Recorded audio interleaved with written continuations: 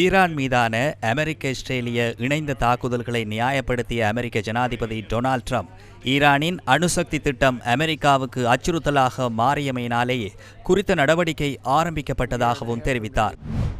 Rhino ரூஃபிங்கிடமிருந்து rhino premier roofing தீர்வுகள். ஈரானின் அணுசக்தி மற்றும் ஏவுகணை இலக்குகளை அளிப்பது எபிக் ஃபியூரியின் முதலாவது இலக்கு எனவும் அவர் குறிப்பிட்டார். இரண்டாவதாக ஈரானின் கடற்படை அளிக்கப்படும் எனவும் ஈரானின் தாக்குதல்களூடாக 10 ஈரான் போர்க்கப்பல்கள் ஏற்கனவே கடலில் மூழ்கடிக்கப்பட்டுள்ளதாகவும் டொனால்ட் ட்ரம்ப் தெரிவித்தார். ஈரானுக்கு எதிரான எபிக் ஃபியூரி நடவடிக்கை தொடர்பில் தெளிவுபடுத்த எனக்கு ஒரு சந்தர்ப்பம் தாருங்கள். ஈரானின் சக்தியை தகர்த்த நாம் தொடர்ந்து பணியாற்றி வருகின்றோம். அமெரிக்க இராணுவம் தொடர்ந்தும் ஈரானிய இலக்குகளுக்கு எதிராக தாக்குதல்களை மேற்கொண்டு வருகின்றது.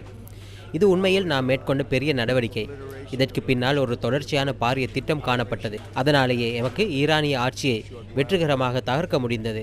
பல ஆண்டுகளாக நாம் செய்ய முயற்சித்த ஒன்றை நாம் தற்போது செய்துள்ளோம் என்றே சொல்ல வேண்டும். இது இன்னும் நிறைவடையவில்லை. அதற்கு இன்னும் சில வாரங்களாகும். சுமார் 3 அல்லது 4 வாரங்களாகும். இதற்கு உலகில் மிகவும் மேம்பட்ட தொழில்நுட்பத்தை பயன்படுத்தியுள்ளோம். ஈரான் அதனை எதிர்கொள்வதில் பாரிய பின்னடைவை சந்தித்துள்ளது. நாம் இங்கு அமெரிக்க இராணுவத்தை மறக்க முடியாது. நாம் அவர்களை நினைவுபடுத்த வேண்டும்.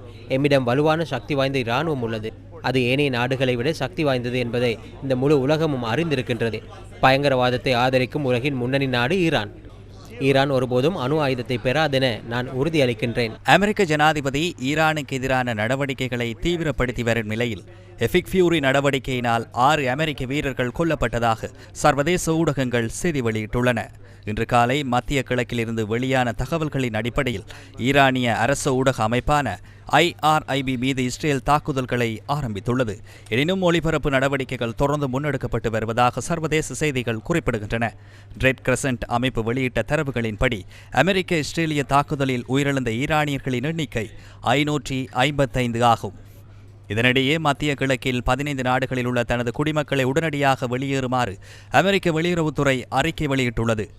Bahrain, Egypt, Iran, Iraq, Israel, மேற்கு கரை Gaza, Jordan, Kuwait, Lebanon, Oman, Qatar, Saudi Arabia, Syria, ஐக்கிய அரபு ராஜ்யம், ஜெர்மன் ஆகிய நாடுகளில் தங்கியுள்ள அமெரிக்கர்கள் அந்த நாடுகளை விட்டு வெளியேறுவது சிறந்ததெனவும் அறிக்கையில் தெரிவிக்கப்பட்டுள்ளது.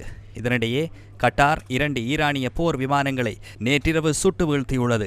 கட்டார் நாட்டின் பாதுகாப்பு அமைச்சகம் அதன் கடற்படை வான் பாதுகாப்பு அமைப்புகள் 7 பாலிஸ்டிக் ஏவுகணைகளையும் 5 ஈரானிய ட்ரோன்களையும் அளித்ததாக அறிவித்துள்ளது. சவுதி தலைநகர் ரியாத்தில் உள்ள அமெரிக்க தூதரகம் மீது 2 ட்ரோன் தாக்குதல்களும் மேற்கொள்ளப்பட்டுள்ளன. இதனால் கட்டட வளாகத்திற்குள் ஒரு பகுதியில் தீ விபத்து ஏற்பட்டதாக சர்வதேச ஊடகங்கள் செய்தி வெளியிட்டுள்ளன. இந்த நிலையில் ரியாத், எட்டா, தெஹ்ரான் உள்ளிட்ட பகுதிகளில் வசிக்கும் அமெரிக்கர்கள் பாதுகாப்பான இடங்களில் தங்குமாறு அறிவிப்புகள் வெளியாகியுள்ளன. இதனிடையே அமெரிக்க ஜெட் விபத்துக்குள்ளான வீடியோ காட்சி சமூக ஊடகங்களில் நேற்று வெளியிடப்பட்டது. குறிப்பிட்ட ஜெட் விமானம் அமெரிக்காவிற்கு சொந்தமானது என்பதை அமெரிக்க மத்திய கட்டளை தற்போது உறுதிப்படுத்தியுள்ளது. குவைத் 3 அமெரிக்க ஜெட் விமானங்களை தவறுதலாக நேற்றிரவு தாக்கியதாக அறிவித்தது. இந்த தாக்குதலில் 3 F-15E ஸ்ட்ரைக் ஈகிள் 4 விமானங்கள் ஈடுபட்டிருந்தன. எனினும் விமானங்களை இயக்கிய 6 விமானிகளும் உயிர் தப்பியதாக சர்வதேச தகவல்கள் தெரிவிக்கின்றன. பாகிஸ்தான் தலைநகர் கராச்சியில் உள்ள அமெரிக்க துணை தூதரகம் முன்பாக பாகிஸ்தானியர்கள் போராட்டத்தை முன்னெடுத்துள்ளனர். ஈரானின் சிரேஷ்ட ஆன்மீக தலைவர் அயதுல்லா அலி ஹமேனி கொல்லப்பட்டமைக்கு எதிர்ப்பு தெரிவித்து குறித்த போராட்டம் முன்னெடுக்கப்பட்டுள்ளது. இதனால் பாகிஸ்தானின் பல பகுதிகளிலும் 3 நாட்கள் ஊரடங்கு உத்தரவு பிறப்பிக்கப்பட்டுள்ளது. பாகிஸ்தானின் துப்பாக்கி சூடு மற்றும் மோதல்களில் இதுவரை 24 பேர் கொல்லப்பட்டமை குறிப்பிடத்தக்கதாகும். வேறு பகுதிகளிலும் பாதுகாப்பு படையினர் துப்பாக்கி சூட்டினை மேற்கொண்டனர். இதனிடையே தாம் ஹோமுஸ் நீரிணையை மூடியுள்ளதாக ஈரான் அறிவித்துள்ளது. மேலும் அதன் வழியாக செல்ல முயற்சிக்கும் கப்பல்களை தாக்குவோம் எனவும் எச்சரித்துள்ளது. அமெரிக்க இஸ்ரேலிய இலக்குகளுக்கு எதிராக ஈரானின் ஆயுதப்படைகள் தொடர்ந்தும் பதிலடி தாக்குதல்களை நடத்தி வருவதால் இந்த தீர்மானம் எடுக்கப்பட்டுள்ளதாக சர்வதேச ஊடகங்கள் தெரிவிக்கின்றன. இதேவேளை ஈரான் ஆரம்பித்துள்ள இந்த அழிவுகரமான செயற்பாட்டை முடிவுக்கு கொண்டுவர எதிர்பார்ப்பதாக இஸ்ரேலிய பிரதமர் பெஞ்சமின் நெத்தன்யாகு ஃபாக்ஸ் செய்தி பிரிவுக்கு வழங்கிய விசேட நேர்காணலில் தெரிவித்தார்.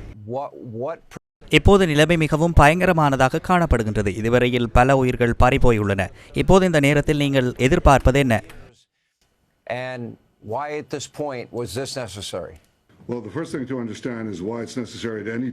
உண்மையில் நாங்கள் ஏன் இப்படி செய்கின்றோம்?